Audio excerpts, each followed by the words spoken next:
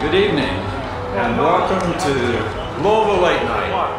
Patrick Moore here, and we're at the fantabulous Muhammad Ali Center opening inaugural celebration, and I am just delighted to have with us here a native son of Louisville, a professional journalist, Steve Crump, who is now working in Charlotte, North Carolina. What's that TV station there, Steve? WBTV in Charlotte. WBTV. CBS affiliate. All right. Steve, what's been your impression of the opening of the Ali Center anyway? Well, I think in a lot of ways it shows a lot what the city can do. I mean, I recall growing up here in Louisville in the 60s when Muhammad Ali was in his heyday. As a matter of fact, I was a first grade student not all that far from here when he beat Sonny Liston. So I think to watch his life come full circle not only says a lot about his character, but also about the character of this community. And you feel like it's come full circle here? Well, I think it has to. I mean, he has gone in some regards from being revered in many ways to a lot of people have referred to his unpopular stance during the Vietnam War to coming back home as a hero, and to have that amplified just a few weeks ago by receiving the Presidential Medal of Freedom speaks volumes. Right. And the general public has not been allowed in the Ali Center yet, but you have.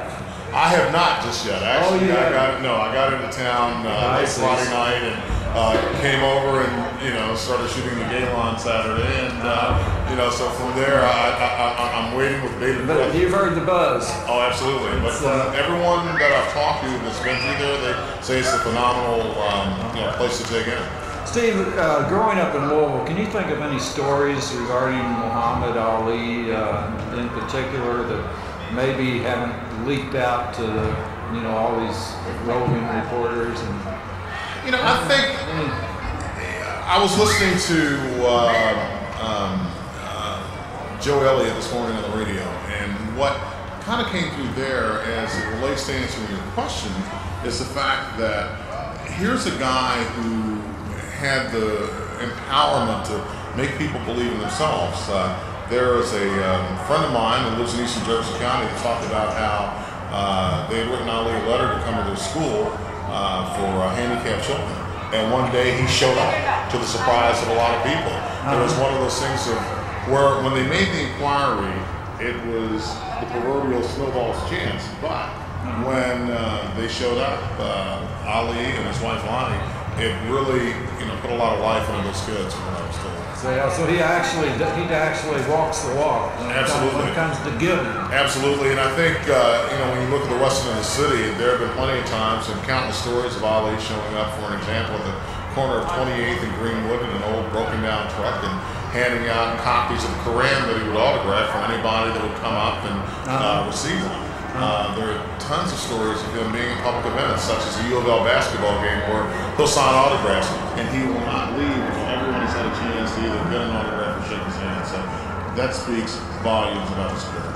Yeah, really. I'm sure that there's some little sniveling people out there that'll talk about or make some kind of innuendo that this is some kind of ego trip or something, that the Ali Center, but actually it's I think it's a testament of a person exemplifying being all that they can be. I mean, that's what Muhammad Ali has actually done, and the essence, part of the essence of the center is passing on growth.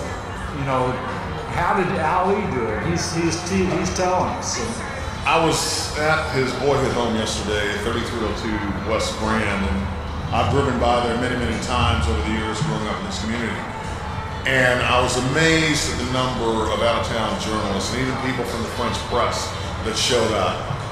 There are neighbors that remember him. There are people that he went to high school in this community that he remains very close to. So what he has done in a lot of respects is demonstrated the possible, in spite of having his back up against the wall, be it as far as political views and even taking some stands that were not necessarily within the mainstream of the way people thought in this community. Yeah, he really, he was at the very top, and he just risked everything to do what he felt was right in his heart. But what a statement. What a statement that makes to people as it relates to conviction. You look at you see conviction as one of the words up on the stage, along with giving, respect, confidence, spirituality, and dedication. So perhaps in many ways that's a testament to his rich life. Yeah. Well, it sure is exciting being here, and it's going to be a really great program this afternoon too, I think.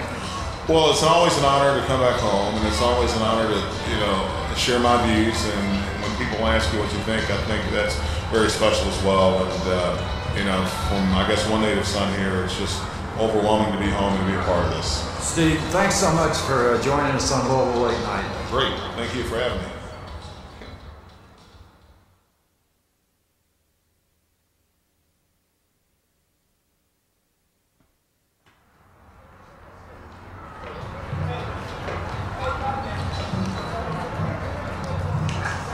Good evening, and here we are on Louisville Late Night, and we're delighted to have with us this evening Renee Shaw from Kentucky Educational Television, who has been an insider on the fabulous opening of the incredible Muhammad Ali Center. And Renee offered to talk with us for a moment about her impressions of being one of the first in the center. Renee, what's been your impression here at the Ali Center? Well, I've been very impressed with what I've seen. It's a really cool center. It's uses a lot of high-tech energy and mediums to really keep kids and old folks entertained in the center. I mean, there's so many things that are interactive, that are really kids who are really into computers and being, using that high-tech stuff that keeps them interested. Some of that stuff is still being worked out, but that's the plan. But the exhibits are extraordinary. So it's very educational and very children-oriented. Absolutely, and the main it's very good for kids. And one of the exhibits on the 5th floor, seeing all the Muhammad Ali memorabilia and hearing those words.